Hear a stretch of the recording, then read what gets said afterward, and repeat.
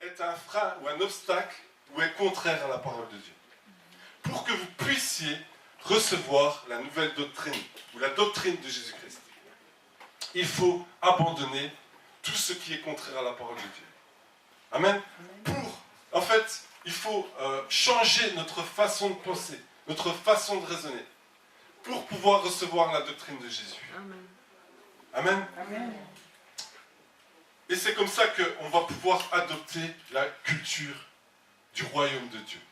Amen. Parce que le royaume de Dieu est venu sur la terre, il est venu sur la terre avec ses coutumes, avec ses propres coutumes, avec sa propre culture, avec sa propre mentalité. Et c'est ça que nous devons comprendre. En fait, nous devons, comme l'apôtre Paul dit, nous devons avoir un renouvellement d'intelligence. Il demandait en fait à son peuple d'avoir un renouvellement d'intelligence pour pouvoir recevoir sa doctrine. Et nous, les chrétiens, nous devons aussi avoir un renouvellement d'intelligence pour recevoir sa doctrine. Amen. Aujourd'hui, je veux vous parler de vêtements. Alors aujourd'hui, j'ai mis mon beau costume pour faire une belle présentation. Amen. Mais nous savons que devant Dieu, ce n'est pas l'apparence qui compte, mais c'est ce qu'il y a à l'intérieur. Amen. C'est ce qu'il y a dans mon cœur que Dieu regarde. Amen. À moins que Dieu vous le montre, il n'y a que lui qui sait ce qu'il y a en moi. Vous voyez mon apparence, vous ne savez pas ce qu'il y a à l'intérieur. Amen. Et donc, je ne veux pas aujourd'hui vous parler de vêtements que vous voyez, mais je veux vous parler de vêtements intérieurs. Amen. Et pour que nous puissions bien comprendre de quoi je parlais, je vais mettre toute ma prédication en rapport avec l'histoire de Joseph. Parce que Joseph, à chaque moment de sa vie, a reçu un vêtement. Dans chaque tournant de sa vie, il a reçu un vêtement, un nouveau vêtement. Amen. Amen. Et je vais aussi mettre l'histoire de Joseph en rapport avec un verset qui va rester affiché. Et si on sait afficher les deux, je ne sais pas si c'est possible. Non, c'est pas grave. De toute façon, on peut afficher celui-là. Donc c'est Romains 8, 29, 8, 28 jusqu'à 30.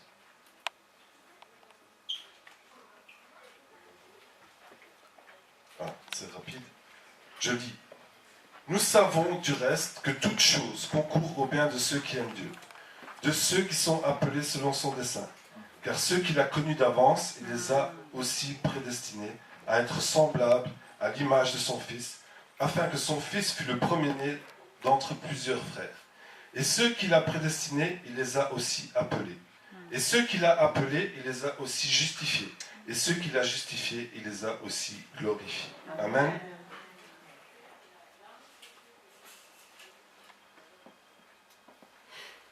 Dans notre vie, nous avons, nous aussi, les chrétiens, les hommes, l'occasion de porter plusieurs vêtements. Amen. Et en fait, le premier vêtement que nous allons porter, dès notre naissance, jusqu'à un certain moment, c'est le vêtement de la prédestination ou de l'élection. Amen. Amen. Et Joseph, un enfant parmi 11 frères, donc ils sont 12, parmi les 12 frères, Joseph reçoit une tunique qui est différente par rapport à tous ses frères. Il reçoit une tunique de couleur. Il reçoit une tunique de couleur qui, en fait, a une très grande valeur commerciale. Et cette tunique, en fait, marque son élection, marque sa préférence par rapport à son père, par rapport à tous ses frères. Donc, lorsqu'il reçoit cette tunique indique que son père Jacob le préfère. C'est la tunique de l'élection. Non seulement ça, mais en plus, vous avez Dieu qui entre dans la partie et qui parle par des songes, des rêves à Joseph. Et Joseph reçoit que ses frères vont s'agenouiller devant lui. Amen. Amen. Alors, c'est là où nous pouvons comprendre que dans la vie, en fait, il y a des principes spirituels. Il y a des principes spirituels. Il y a plutôt des principes dans la vie. Il y a des principes contre lesquels on ne peut pas aller, qu'on ne peut pas contourner. Parce que si on le fait, on met quelque chose où on se met en danger. Allez, je donne un exemple. Lorsqu'on va construire une maison, on va étudier le terrain, on va creuser la terre pour arriver à un sol qui est capable de recevoir les fondations d'une maison. Amen. Donc si on néglige ce principe-là, et qu'on construit la maison, on risque tout simplement que la maison s'écroule. C'est un principe. Et dans le domaine spirituel, c'est la même chose. Il y a aussi des principes spirituels qu'on ne peut pas contourner. Que si on contourne, ou que si on veut éviter, ou que si on néglige, ou que si on ne connaît pas, on risque de s'écrouler aussi. Et les vêtements que l'on porte, ce sont aussi des principes. On ne peut pas aller contre. Il faut prendre conscience qu'on porte un vêtement. Et Joseph, je ne sais pas s'il avait pris conscience qu'il était en train de porter une tunique qui indiquait sa préférence. Mais nous devons savoir que le vêtement qu'on porte produit des causes et des effets. C'est ainsi que si vous voyez un policier dans la rue, qu'est-ce que ça va produire? Pour un voleur, ça va produire la crainte, la fuite. Pour quelqu'un qui se trouve dans le danger, il va l'appeler pour qu'il puisse venir le protéger. Amen. Amen. Etc., etc. Si nous voyons quelqu'un qui est mal habillé, certaines personnes vont le mépriser, certaines personnes vont le rejeter, d'autres vont le prendre en pitié et vont vouloir l'aider. On voit que le vêtement produit des causes et des effets. Et dans la vie de Joseph, qu'est-ce que ça a produit comme cause et effet? Eh bien, tout simplement que les frères ont commencé à mépriser Joseph. Ils ont commencé à être jaloux de Joseph. Ils ont même commencé à le haïr. Ils ont même commencé à avoir des projets de meurtre. Amen. Amen. Et ce principe-là, nous devons le comprendre, nous chrétiens. C'est que dès notre naissance, nous avons, en tout cas pour beaucoup d'entre nous, nous avons reçu ce vêtement de prédestination, ce vêtement d'élection. Ce qui a produit des causes et des effets. C'est que dans le monde spirituel, eh bien, nous avons des gens, des personnes qui nous ont haïs. Des personnes qui sont jaloux de nous. Des personnes qui nous méprisent. Imaginez un peu le diable. Le diable qui a voulu être l'égal de Dieu. Le diable qui avait reçu plein de qualités, plein de choses de la part de Dieu, qui était un des anges les plus élevés, et qui voulait s'élever à l'égal de Dieu. Et maintenant, Dieu décrète que les anges sont au service de l'être humain. Amen. Amen. Imaginez le diable, comme il nous hait, comme il nous méprise, comme il est jaloux de nous.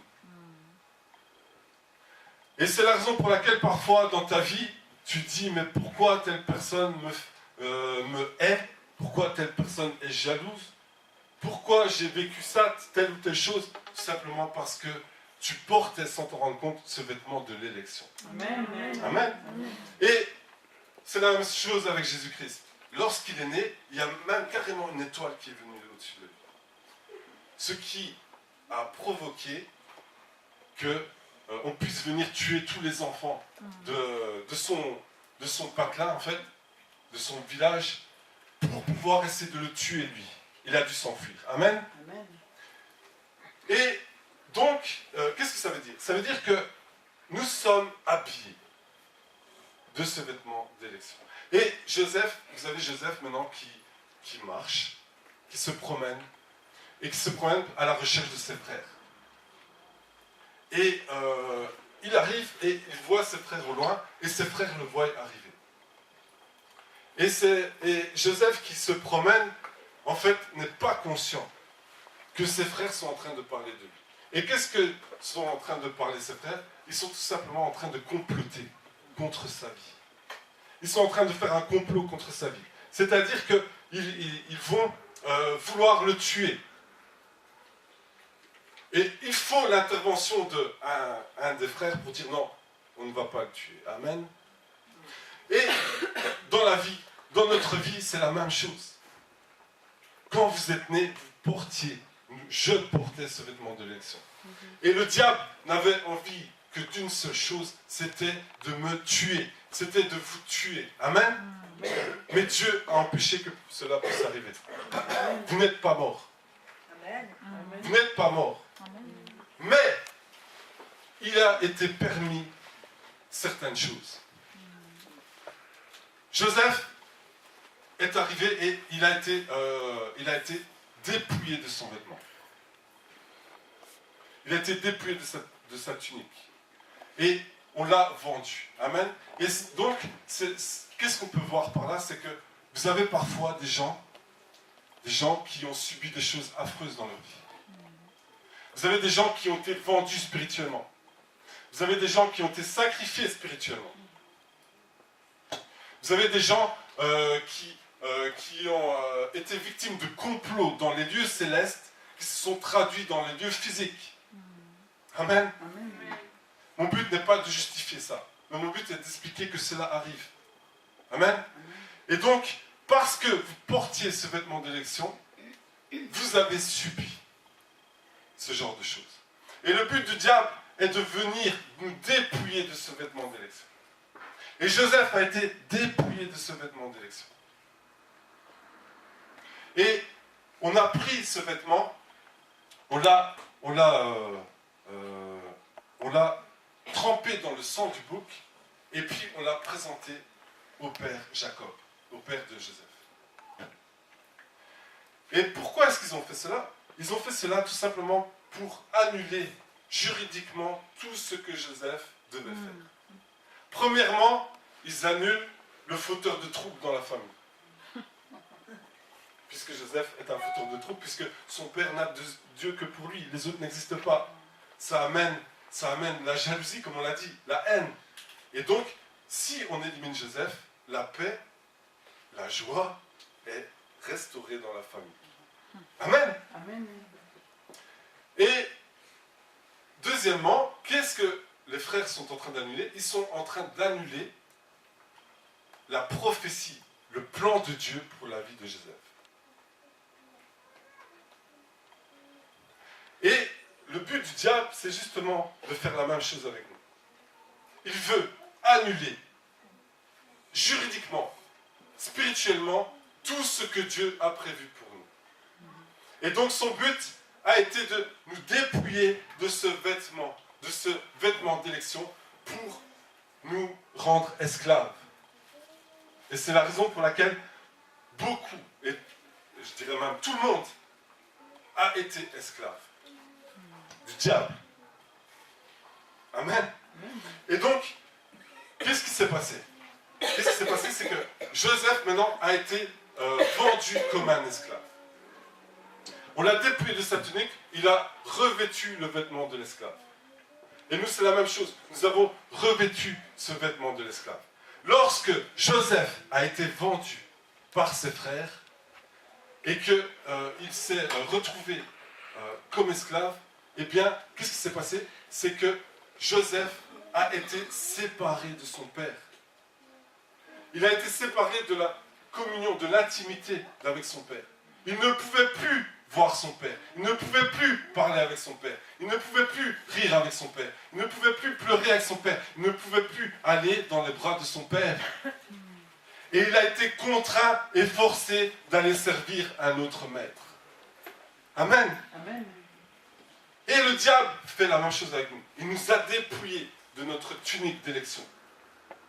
Et il a présenté cette tunique à Dieu.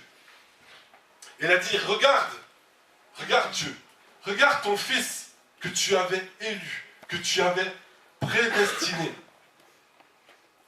Je viens te présenter sa tunique d'élection parce que moi je l'ai rendu en esclavage. Et il vient nous accuser devant Dieu. Amen. Est-ce qu'on comprend?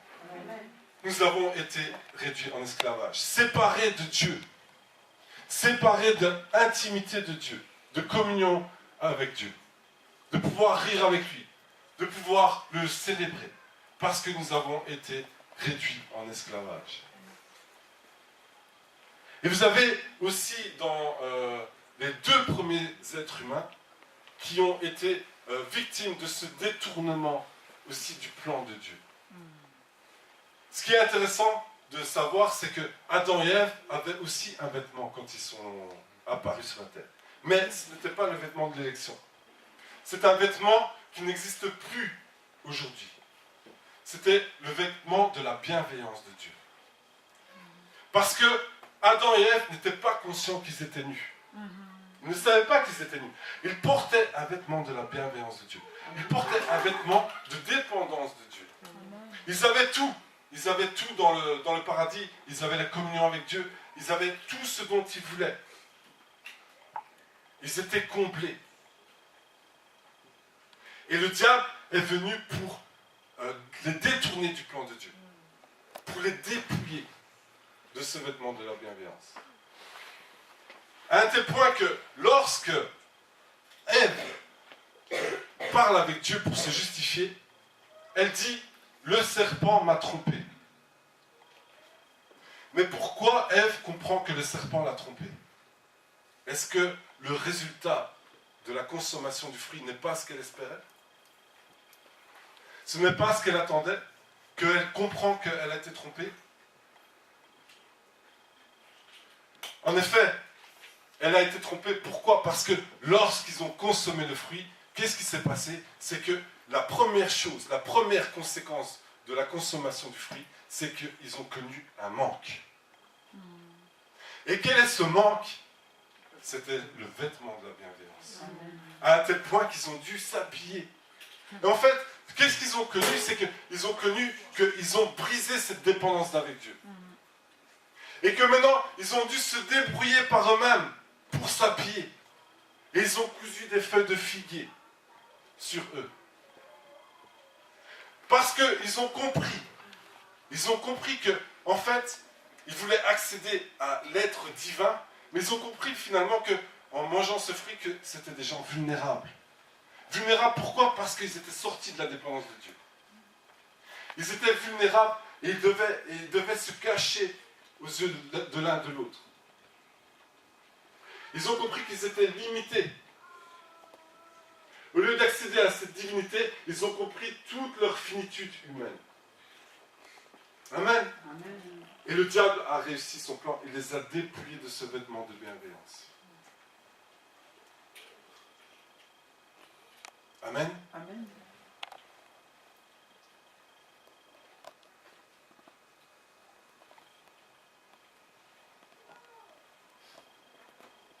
Et donc, vous avez maintenant Joseph qui devient un esclave. Et qui s'avance petit à petit. Petit à petit, il s'avance. Et il est victime de complots. Sans cesse victime de complots. Mais avant, je veux revenir à Adam et Ève. Adam et Ève se sont habillés de feuilles de figuier. Et puis vous avez un jour Dieu qui vient dans le jardin, et qui dit à Adam et Ève, qui dit à l'homme, où es-tu? Où es-tu? Et vous avez Adam qui dit, je me suis caché parce que je suis nu. Et donc, Adam et Ève, quand il a entendu Dieu arriver, il s'est mis derrière le buisson. Il s'est caché derrière le buisson. Et il déclare qu'il est nu alors qu'il vient de s'habiller. Est-ce qu'il y a quelqu'un qui comprend quelque chose? Donc, Adam et Ève se sont habillés et il dit qu'il est nu. Mais qu'est-ce que ça veut dire? Ça veut dire quoi? Ça veut dire que spirituellement, en fait, le vêtement intérieur était parti. Et ils en avaient pris conscience. Et maintenant, ils se retrouvent devant la face de Dieu et face à son regard perçant. Et ils comprennent que le vêtement qu'ils ont mis n'est pas le bon. En fait, ce vêtement est en train de dévoiler leur péché. Ce vêtement est en train de voiler ce qu'ils veulent cacher, mais il est en train de dévoiler leur péché. Amen. Amen. Est-ce qu'on comprend? Amen. Et je reviens au tout premier verset. Qu'on ne coupe pas une pièce à un vêtement, à un vieux vêtement, une nouvelle pièce à un vieux vêtement, parce que sinon, il va se déchirer. Il est impossible de prendre un vêtement par nous-mêmes devant Dieu. Impossible. Vous avez un jour quelqu'un qui se retrouve dans le royaume de Dieu avec un vêtement différent. Il ne sait pas rester dans le royaume de Dieu. Il doit partir de ce royaume de Dieu. Et le chrétien, en fait, lorsque il était en esclavage, un jour il comprend que Jésus est en train de lui parler. Il commence à comprendre la doctrine de Jésus. Et donc, il commence à se coudre des pièces. Et en fait, par exemple, un chrétien comprend que... Excusez-moi. Un chrétien comprend que il ne peut pas avoir de relations sexuelles avant le mariage. Il met la pièce, mais il oublie qu'il doit changer son cœur. Il comprend qu'il doit changer son cœur, il met la pièce, mais il oublie qu'il doit changer sa mentalité. Et ainsi de suite. Et vous avez des chrétiens qui ont des vêtements pleins de pièces. Et qu'est-ce qui se passe? C'est qu'ils ont une vie déchirée, ils sont déchirés. Parce qu'ils n'ont pas compris qu'ils devaient changer complètement de vêtements. Et qu'ils ont mis des pièces à gauche et à droite. Amen. Et donc, Joseph est dans cet esclavage. Il s'avance dans cet esclavage. Il est maintenant dans la maison de Potiphar et il se comporte, donc il est obligé de se comporter comme un esclave. Il a le vêtement de l'esclave. Et il se passera encore des complots. Le diable n'en a pas fini avec lui. Et la femme de Potiphar, vous connaissez tous le texte, veut maintenant prendre Joseph et coucher avec lui. Et vous avez Joseph qui refuse. Et qu'est-ce qui se passe, si vous vous rappelez du texte, c'est qu'elle le dépouille de son vêtement. Amen. Vous avez Joseph encore dépouillé de son vêtement et qui s'enfonce de plus en plus dans les ténèbres. Parce que maintenant, on va réduire encore plus sa marge de manœuvre. Il est réduit en état d'esclavage, mais non seulement en état d'esclavage, mais maintenant il va en prison. Et c'est le but du diable, c'est de te réduire en esclavage, et de réduire ta marge de manœuvre et de t'amener dans la prison. Et nous avons tous été victimes, chacun à notre manière de ça. Nous avons tous souffert de quelque chose. Nous avons tous eu des complots contre notre vie. Et nous étions en train de nous promener dans les magasins, nous étions en train de nous promener dans nos familles, nous étions en train de nous promener dans notre travail, nous étions en train de nous promener dans la vie, et le diable était en train de faire des complots sur nos vies afin de nous détruire, afin de nous rendre en esclavage, de nous dépouiller de ce vêtement d'élection et de nous habiller de ce vêtement d'esclavage, qui est la nudité. Amen. Amen. Et lorsque on coud des pièces à gauche et à droite parce qu'on accepte des choses et d'autres choses on rejette, eh bien, qu'est-ce qui se passe? C'est que le vêtement se déchire. Et lorsque nous nous présentons devant Dieu, Dieu voit notre nudité. Amen. Amen. Ce qui veut dire que nous serons déchirés. Dans certains domaines, nous afficherons une liberté. Dans d'autres domaines, nous sommes toujours esclaves. Ce n'est pas le but de Dieu. Amen. Amen. Et donc, Joseph est maintenant dans la prison. Mais, heureusement, Dieu est grâce. Amen. Dieu est compassion. Dieu est miséricorde. Amen. Et Dieu, il est dit que ceux qu'il a prédestinés, il les a aussi appelés. Amen. Et Dieu avait été appelé par... Joseph a été appelé par Dieu. Il avait été appelé par Dieu pour un plan merveilleux. Et donc, on voit ça depuis qu'il est tout petit, Dieu l'a appelé. Et lorsqu'il se retrouve chez Potiphar, on voit que Dieu l'a appelé. Et lorsqu'il se retrouve dans la prison, on voit que Dieu l'a appelé. Parce qu'il manifeste des dons et des capacités. Et Dieu va maintenant justifier Joseph. Dieu va maintenant sortir Joseph de cette prison. Et il va l'amener devant Pharaon. Et qu'est-ce qu'il est marqué? Il est marqué dans la Bible que Joseph, on va changer son vêtement. On va le raser, on va le laver, on va le purifier. Amen. Amen. Joseph est présenté devant Pharaon. Joseph est en train d'être justifié devant Pharaon. Il est en train de sortir de l'esclavage. Amen. Amen. C'est la même chose avec nous. Dieu veut nous justifier. Dieu nous a appelés, et Dieu nous a prédestinés, et puis il nous appelle. Et lorsque nous répondons à son appel, eh bien, Dieu va nous justifier. Lorsque nous recevons Jésus-Christ, Dieu va nous justifier. Et le but de Dieu, c'est de venir nous laver, nous purifier. Amen. Et comment il va faire? C'est que Jésus-Christ est donc venu sur la terre. Et il est venu à la croix. Et vous savez quoi? À la croix, Jésus-Christ a été dépouillé de son vêtement. Il a été dépouillé de son vêtement. Il a été déshabillé. Pourquoi? Pour que nous puissions être habillés. Amen. Amen. Et Dieu, et Jésus-Christ, a été dépouillé de son vêtement. Et il a versé son sang pour nous. Et donc, nous sommes lavés par le sang de Jésus-Christ. Et ce que Jésus-Christ a fait est tout à fait différent du diable. Le diable a présenté la tunique d'élection de Joseph à son père. Et il lui a dit, ton fils est mort. Les frères ont dit, vois si ce n'est pas la tunique de ton enfant. Voici, il est mort, les bêtes l'ont dévoré. Et le diable fait la même chose avec nous. Il nous a dépouillés de notre tunique. Il nous a réduits en esclavage par ses manœuvres, par ses tromperies, par ses séductions. Comme il a détourné Adam et Ève, il nous a détournés. Et puis, il est venu présenter ce vêtement d'élection à Dieu. Il a dit, vois ton fils, il est mort. Il est mort. Et le diable, lui, il présente une tunique avec du faux sang. Parce que c'est un accusateur.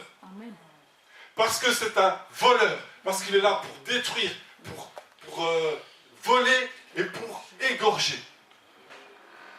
Mais Jésus-Christ, lui, il est venu avec son sang.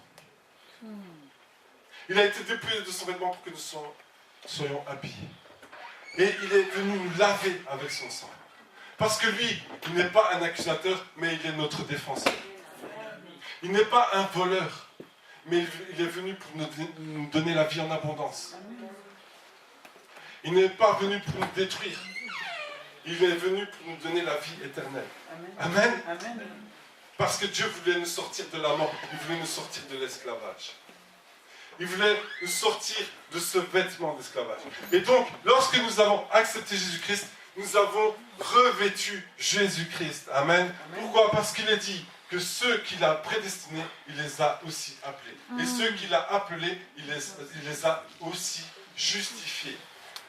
Et juste avant, il est marqué, car ceux qu'il a connus d'avance, il les a aussi prédestinés à être semblables à l'image de son Fils. Amen. Lorsque nous revêtons Jésus-Christ, en fait, le but de Dieu est que nous devenions semblables à Jésus-Christ. Le but de Dieu est de nous sortir de la mort. Le but de Dieu est de nous sortir de ce vêtement d'esclavage. Le but de Dieu est de venir nous sortir des complots du diable. Le but de Dieu est de faire en sorte que nous puissions être revêtus de Jésus-Christ. Et lorsque nous sommes revêtus de Jésus-Christ, nous sommes revêtus de son Saint-Esprit. Amen. C'est le troisième vêtement. Revêtus des vêtements du salut. Adam et Ève n'ont pas su se présenter devant Dieu. Ils ont dû se cacher.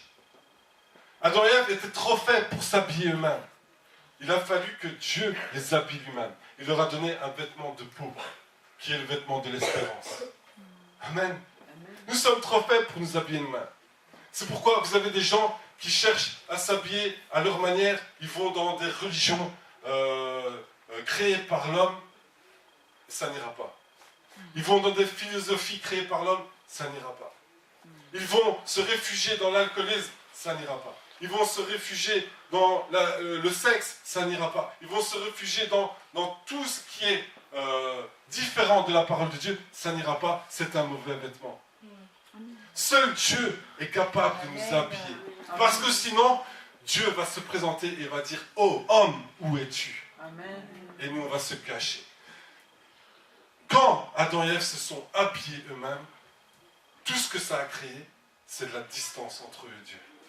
Et lorsque nous nous habillons par nous-mêmes, ça crée de la distance entre Dieu et nous. Seul le vêtement que Dieu nous donne crée un rapprochement, une intimité avec Dieu. Amen. Nous devons nous habiller de l'habit du salut. Amen. Est-ce qu'on comprend? Amen. Alors, c'est pas fini. Malheureusement, beaucoup d'entre nous s'arrêtent au vêtement du salut. Et encore, c'est, comme je dis souvent, au coup des pièces, à gauche et à droite. Ce qui veut dire que certaines choses on rejette, certaines choses on néglige. Et on est mi-esclave, mi-libre. Comment est-ce qu'on appelle ça quand on est mélangé là? Comment? Hybride, voilà. On est des mi-esclaves, mi-libres. Parce qu'on rejette, parce qu'on néglige, parce que mon peuple périt par manque de connaissance. Amen. Amen. Donc le but de Dieu, c'est qu'on puisse renouveler notre mentalité et abandonner le vêtement de l'esclavage pour pouvoir revêtir le vêtement du salut. Mais il n'en a pas fini avec nous. Parce qu'il est dit, ceux qu'il a prédestinés, ceux qu'il a élus, il les a aussi appelés. Dieu nous a appelés, nous avons répondu. Ceux qu'il a appelés, il les a justifiés. Nous avons accepté Jésus-Christ, il nous a justifiés. Amen. Ceux qu'il a justifiés, il les a aussi glorifiés. Parce que le but de Dieu n'est pas que tu t'arrêtes au salut, mais le but de Dieu est de te glorifier, de te faire marcher dans la gloire. Amen. Amen. Et donc, un autre vêtement que nous devons porter maintenant, c'est le vêtement royal. Amen. Amen. Le vêtement royal. Parce qu'il est dit que vous êtes une nation sainte, une nation élue. Et vous êtes un sacerdoce royal. Amen. Amen. Nous savons que nous sommes un sacerdoce royal. Nous sommes appelés à dominer. Nous sommes appelés à nous comporter comme des rois. Et ce n'est pas rien. Ce n'est pas rien parce que, vous savez, dans la culture de l'époque, un roi, c'était le représentant de Dieu sur la terre. C'était carrément Dieu lui-même. Pharaon était pris pour un dieu. Désobéir à Pharaon, c'était encourir la peine de mort. Ce que disait Pharaon devait être accompli. Nous devons nous comporter comme des rois. Et souvent nous savons ces choses, mais nous nous comportons encore comme des esclaves. Nous nous comportons encore avec des pièces partout où nous sommes déchirés. Et Dieu voit notre nudité. Et non seulement Dieu voit notre nudité, mais le diable voit notre nudité. Et comme il voit ces déchirures, le diable s'engouffre dans la faille. Et c'est pour ça que nous avons des vies dissolues. Des vies que parfois nous sommes en dépression, que parfois nous sommes découragés, que parfois nous sommes dans l'angoisse, parfois nous sommes dans l'amertume, parce que nous avons des pièces à gauche et à droite, parce que nous ne comprenons pas que nous sommes invités à revêtir le vêtement de sacerdoce royal, que nous sommes invités à dominer, que nous sommes invités à marcher sur les serpents et les scorpions et sur toute la puissance de l'ennemi et que rien ne peut nous nuire. Amen. Nous ne prenons pas conscience de notre puissance. Vous recevrez une puissance. Et nous marchons avec des pièces à gauche et à droite et le diable s'engouffre dans la faille. Amen. Frères et sœurs, il ne faut pas qu'il en soit ainsi. Nous devons comprendre que nous sommes appelés à la royauté. Et le sacrificateur était habillé d'une belle parure. Il était dit qu'il était habillé d'une belle parure. Aujourd'hui, je ne vais pas énumérer tout ce qu'il était habillé. Mais c'est intéressant de savoir. Amen. Je n'aurai pas le temps aujourd'hui. Mais ce que je peux vous dire, c'est que le sacrificateur, quand il se présentait à Dieu, il venait avec des victimes, avec des offrandes. Il devait sacrifier un animal pour pouvoir se présenter à Dieu. Amen. Et qu'est-ce qu'il est dit dans la parole de Dieu? Il est dit que nous autres, nous devons offrir des victimes spirituelles à Dieu. Alors la question qu'on peut se poser, c'est quelle est notre victime spirituelle? Nous ne sommes pas des tueurs. La victime spirituelle, c'est quelqu'un qu'on doit évangéliser. C'est quelqu'un qu'on doit apporter à Dieu. Donc la question est, où est notre victime spirituelle quand on se présente à Dieu? La victime spirituelle, c'est aussi tous les sacrifices que l'on peut faire vis-à-vis de Dieu. Renoncer à telle chose. Présenter à Dieu, voilà, je sacrifie ça parce que je veux te servir. Amen. Amen. C'est renoncer à tout le vieux vêtement qui nous avait plongés dans des vices qu'on avait aimés. C'est prendre ce vêtement-là et le dire, je te l'offre en victime spirituelle. Amen. Amen. Est-ce qu'on comprend? Amen. Où est notre victime spirituelle? Où est la personne qu'on est appelé à évangéliser et à amener dans le royaume de Dieu? Amen. Amen. Nous sommes appelés à être des rois. Nous sommes appelés à marcher comme des rois. Nous sommes appelés à avoir la prestance des rois. Nous sommes appelés à dominer et pas à être dominés.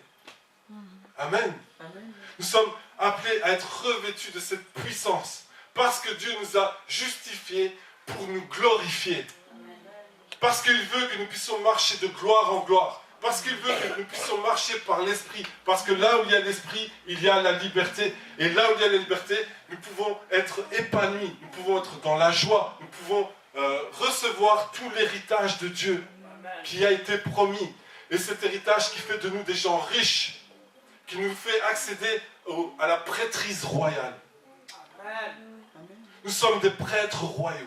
Nous devons prendre conscience que nous sommes représentants de Dieu et que nous devons marcher comme tels. Dans nos couples, dans nos familles, dans notre église, nous devons marcher comme des rois, comme des prêtres rois, qui ont accès au lieu saint, au lieu très saint, Alléluia. qui rentrent dans la présence de Dieu, qui rentrent dans la gloire de Dieu. Nous sommes des prêtres royaux qui rentrent dans le lieu très saint où est établi le roi des rois. Et c'est avec ce vêtement-là que nous nous présentons dans le royaume de Dieu. Pas avec des pièces à gauche et à droite. Pas avec de mauvais vêtements. Amen. Alors, c'est là où on voit que Joseph, ce qui est en train de se passer, c'est qu'il avait été vêtu pour pouvoir être présenté devant le Pharaon. Amen. On l'avait lavé, on l'avait purifié. Comme nous avons été lavés, purifiés pour être présentés devant Dieu. Amen. Et Joseph, maintenant, par son don, par ses capacités, révèle ce que Dieu va faire pour l'Égypte.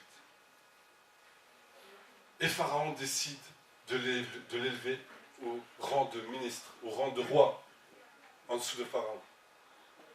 Il décide de l'élever pour dominer sur toute l'Égypte. Et on change son vêtement. Si vous allez lire, on change son vêtement. Il porte maintenant des habits royaux. Il est là pour dominer l'Égypte. Il est là pour gouverner l'Égypte. Et nous sommes là pour dominer et pour gouverner. Nous sommes là pour revenir à ce que Adam et Ève avaient perdu, c'est-à-dire cette domination, parce qu'ils avaient laissé rentrer le diable, ils avaient laissé le diable dominer sur eux. Nous sommes là pour revenir dans cet état originel où nous dominons sur les situations, sur les serpents et les scorpions. Amen. Amen. Mais ce qui est intéressant dans cette histoire, c'est que vous avez des gens qui ont pris conscience que ce sont des rois, que ce sont des dominateurs, qu'ils sont puissants, que ce sont des prêtres royaux. Ils ont compris ça. Ce sont des gens puissants, grands en autorité, capables de chasser des démons, capables de voir la gloire de Dieu même. Mais pourtant, vous avez ces gens-là qui échouent dans leurs entreprises, qui ne sont pas épanouis dans la vie. Et vous savez pourquoi? Tout simplement parce qu'il leur manque une chose. Et ce qui leur manque, c'est quoi? C'est la sagesse. Amen. Amen. Parce que quand Pharaon voit Joseph, il dit autour de lui, il dit, Joseph a l'esprit de Dieu. Vous avez vu un homme qui a l'esprit de Dieu comme ça? Où trouverons-nous un homme aussi intelligent que lui et aussi sage que lui? Et c'est ce que nous devons comprendre. Ce qui élève Joseph à la royauté, à la domination et à la gouvernance, ce n'est pas son don, ce n'est pas ses capacités. C'est l'Esprit de Dieu qui est en lui. C'est la communion qu'il a avec Dieu. À un tel point que Pharaon, qui est un païen, est en train de discerner qu'il a une intelligence hors norme et qu'il a une sagesse. Amen. Amen.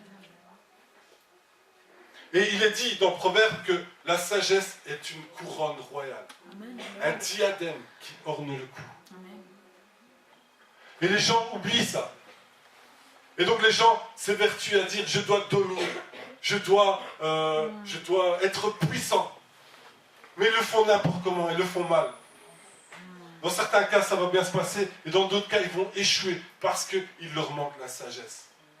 Joseph va se comporter avec sagesse dans la domination de l'Égypte. Amen. Et il est dit que mieux vaut un enfant pauvre et sage qu'un vieux roi qui ne sait plus écouter les avis. Un vieux roi insensé qui ne sait plus écouter les avis.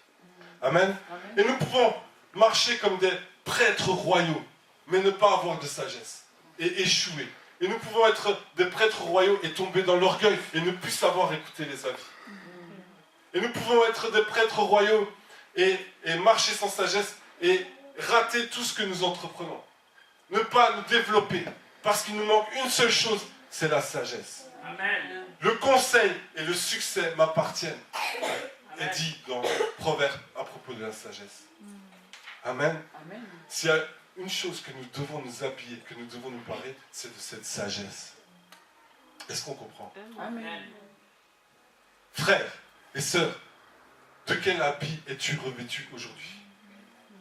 De quel habit suis-je revêtu aujourd'hui? Est-ce que j'ai mis des pièces qui fait que je rejette certaines choses de la parole de Dieu? Est-ce que je n'ai pas changé ma mentalité?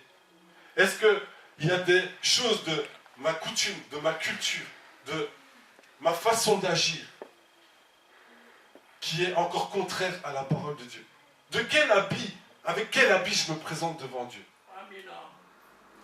Est-ce que le diable me dépouille de mon habit de prêtre royal?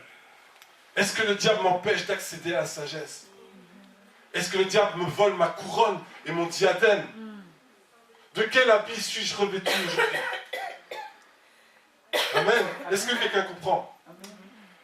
De quel habit se présente-t-on devant Dieu? Est-ce que j'ai gardé mes vêtements d'esclave à un tel point que je me comporte encore comme un païen alors que je suis dans la maison de Dieu? Que toutes mes vices, tout ce que j'avais pourtant vomi réapparaisse à la surface. Avec quel habit je me présente devant Dieu? On m'a volé mon vêtement d'élection. Et maintenant on est en train de me dépouiller de mon vêtement de prêtre royaux. On empêche que je puisse avoir ma couronne. C'est là où, frères et sœurs, nous devons prendre position et nous devons nous revêtir spirituellement. Nous devons nous habiller, nous devons comprendre qu'on ne se présente pas devant Dieu avec des feuilles de figuier, mais qu'on se présente devant Dieu revêtu de Jésus-Christ. Parce qu'il nous a prédestinés à être semblables à l'image de son Fils. Et son Fils était le roi des rois. Amen. Et son Fils marchait dans la gloire. Et c'est ce que nous sommes appelés, à marcher dans la gloire. Amen. Amen. Je vais appeler la louange. La louange.